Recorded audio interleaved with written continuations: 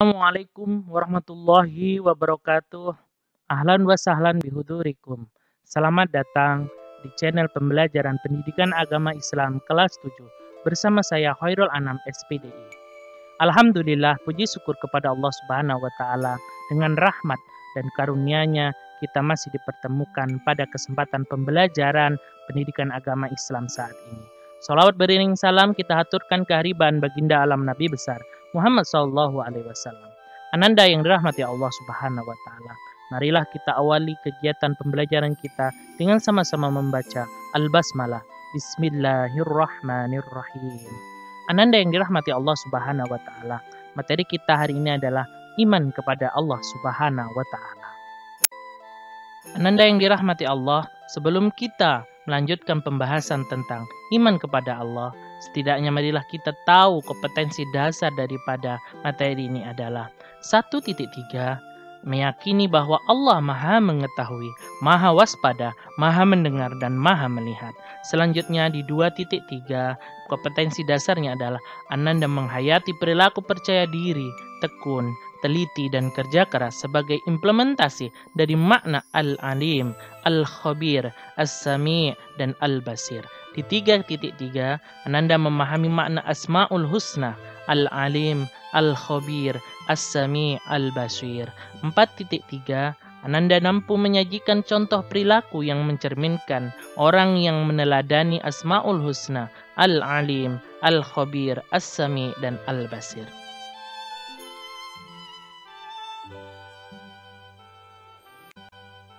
Ananda yang dirahmati Allah Subhanahu wa taala, peta konsep daripada materi iman kepada Allah Subhanahu wa taala adalah mempelajari dan memahami iman kepada Allah Subhanahu wa taala secara mendalam, mempelajari dan memahami makna Asmaul Husna, mempelajari dan memahami hikmah daripada iman kepada Allah Subhanahu wa taala melalui Asmaul Husna, menerapkan perilaku melalui contoh yang mencerminkan ketauladanan terhadap nama Allah yang baik atau Asma'ul Husna.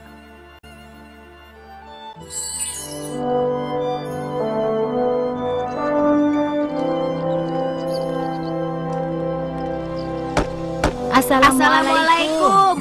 Waalaikumsalam. Ibu Guru dan Syamil, mari silakan masuk. Terima kasih, Bu. Kami ingin menjenguk Dodo, Bu. Sudah 2 hari ini dia tidak masuk. Iya, Bu. Katanya Dodo kesetrum ya, Bu. Assalamualaikum. Dari suaranya Dodo tahu pasti yang datang Syamil dan Ibu Guru. Dodo, Dodo. Tuh kan benar suara Syamil. Silakan masuk, Bu Guru. Syamil, pintunya tidak dikunci. Hai, Do. Assalamualaikum. Bagaimana kok bisa kesetrum begitu, Do?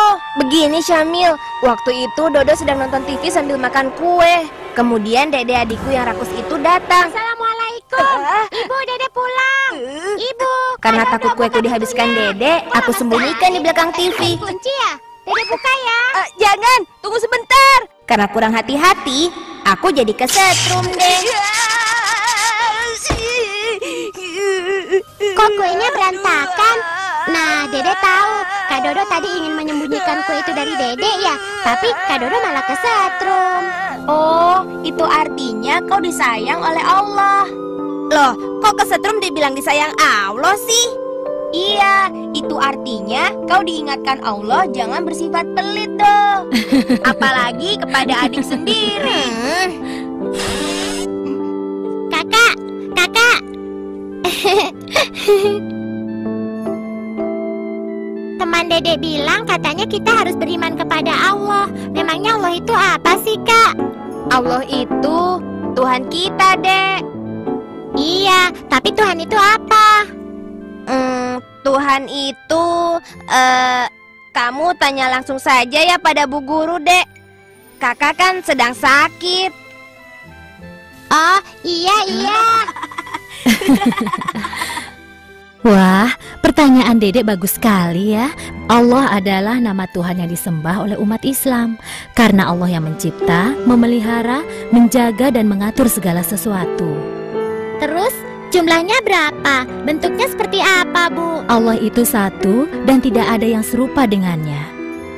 Kata teman Dedek yang tidak kelihatan itu tidak ada. Allah kan tidak kelihatan, Bu Guru. Tapi Dek, bukan berarti sesuatu yang tidak terlihat itu tidak ada. Contohnya bola lampu listrik yang dinyalakan. Kan tidak terlihat tapi bisa dirasakan. Begitu juga udara, angin, akal pikiran, dan juga sebagainya. Bagaimana? Sudah mengerti belum? Lalu bagaimana caranya kita beriman kalau kita tidak bisa melihatnya? Dede, ada beberapa cara mengenal Allah. Pertama, dengan melihat ciptaannya. Ayo coba, siapa yang bisa menyebutkan hasil buatan manusia yang kalian anggap paling hebat? Robot, Bu. Dia bisa mengerjakan beberapa pekerjaan manusia. Pesawat helikopter tempur, Bu. Komputer. Wah, semua jawabannya bagus. Tapi manusia belum bisa dikatakan mencipta karena bahan baku untuk membuat itu semua diciptakan oleh Allah. Idenya juga meniru ciptaan Allah. Misalnya, robot meniru manusia, helikopter meniru capung, dan komputer cara bekerjanya meniru otak manusia. Selain itu, Allah tidak hanya mencipta apa yang dibutuhkan untuk hidup manusia di bumi, tapi juga alam semesta yang begitu luas, sistem tata surya dan sebagainya. Semua itu tidak mungkin dibuat oleh manusia, meskipun ilmuwan bersatu untuk membuatnya. Cara kedua mengenal Allah adalah melalui penjelasan Allah atas dirinya yang terdapat dalam Al-Quran dan hadis Rasulullah SAW. Al-Quran menjelaskan bahwa Allah yang Maha Pengasih, Maha Penyayang, Maha Kuasa, dan masih banyak lagi sifat Allah yang lainnya. Dede sampai sekarang belum mengerti, Bu. Apa Dedek tahu kenapa Kak Dodo bisa kesetrum? Tahu, Bu Guru, karena Kak Dodo pikir Dedek itu orang yang rakus, padahal Kak Dodo kan serakah.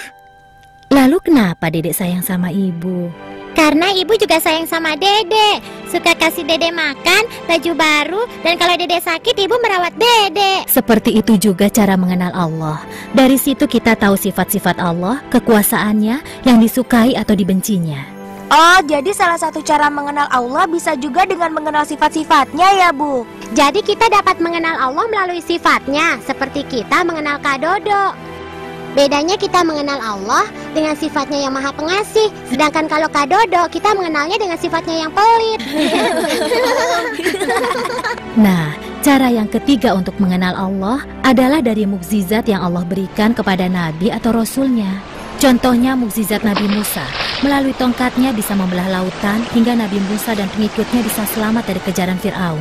Mukjizat Nabi Ibrahim tidak terbakar karena apinya menjadi dingin. Dan masih banyak lagi mukjizat lainnya yang tidak mungkin bisa dilakukan oleh manusia, meskipun dia sudah berlatih seumur hidupnya. Nah, sekarang Dedek sudah mengerti kan? Dedek sih sudah mengerti, Bu. Tapi Kak Dodo tuh yang masih bingung. Dedek, kan kakak sudah bilang kakak sedang sakit.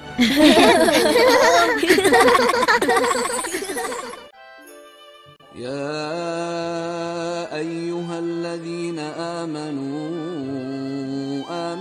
بالله ورسوله والكتاب الذي نزل على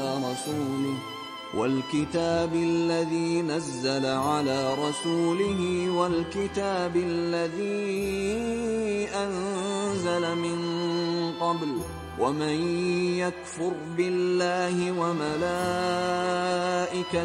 وكتبه ورسله واليوم الآخر فقد ضل ضلالا بعيدا. Ananda yang dirahmati Allah Subhanahu wa Ta'ala, iman kepada Allah Subhanahu wa Ta'ala pada dasarnya manusia memerlukan bekal untuk mengarungi kehidupan di dunia maupun di akhirat nanti. Iman merupakan bekal utama bagi seseorang untuk menentukan arah kehidupannya. Hidup tanpa dilandasi iman ibarat orang yang tersesat. Orang tersesat tidak akan mengerti arah mata angin dan tidak tahu kemana dia harus melangkah.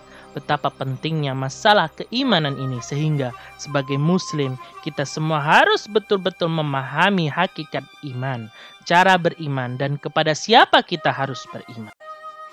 Secara bahasa, iman berarti percaya, sedangkan menurut istilah, iman berarti percaya dan meyakini dengan sepenuh hati mengucapkan dengan lisan, dan membuktikan dengan perbuatan. Tanda-tanda keimanan dalam diri seseorang dapat terlihat dari amal perbuatan yang dikerjakannya, karena kepribadian diri seseorang merupakan pancaran dari iman yang ada di dalam diri seseorang tersebut. Ananda yang dirahmati Allah Subhanahu wa Ta'ala, dari penjelasan dan video yang sudah kalian tonton tadi, ada beberapa penguatan materi yang mari sama-sama kita simpulkan, kita baca bersama. Yang pertama, iman adalah meyakini dalam hati, diucapkan dengan lisan, dan diwujudkan dalam bentuk perbuatan. Iman kepada Allah berarti meyakini dalam hati akan adanya Allah yang satu. Keyakinan akan adanya Allah tersebut diucapkan dengan lisan, serta dibuktikan dengan perbuatan, yaitu melaksanakan perintahnya dan meninggalkan segala larangannya. Yang ketiga, adanya alam raya, alam semesta beserta istrinya. Ini cukup menjadi bukti akan adanya Allah Subhanahu wa Ta'ala. 4. Perintah untuk beriman kepada Allah secara tegas diperintahkan dalam Al-Quran Surah An-Nisa ayat 136. Yang kelima, perilaku orang yang beriman kepada Allah akan selalu berhati-hati dalam setiap perkataan, perbuatan, diperhitungkan apakah itu larangan Allah atau itu anjuran Allah ataukah itu boleh. Selanjutnya, selalu melaksanakan perintah Allah dan menjauhi larangannya. Ananda yang dirahmati Allah Subhanahu wa Ta'ala. Ananda yang dirahmati Allah Subhanahu wa Ta'ala, sekian materi kita hari ini, yaitu tentang beriman kepada Allah Subhanahu wa Ta'ala. Materi berikutnya adalah Al-Asma'ul Husna, Al-Khabir, Al-Alim, As-Sami, dan Al-Basir. Tetap patuhi protokol kesehatan jika ingin keluar rumah. Jangan lupa sayangi kedua orang tua selagi dia masih ada bersama kita. Dan selalu doakan supaya rezeki mereka lancar dan barokah. Jadikan mereka orang-orang yang selalu engkau doakan dalam setiap sholatmu. Billahi taufiq wal hidayah. Wassalamualaikum warahmatullahi wabarakatuh.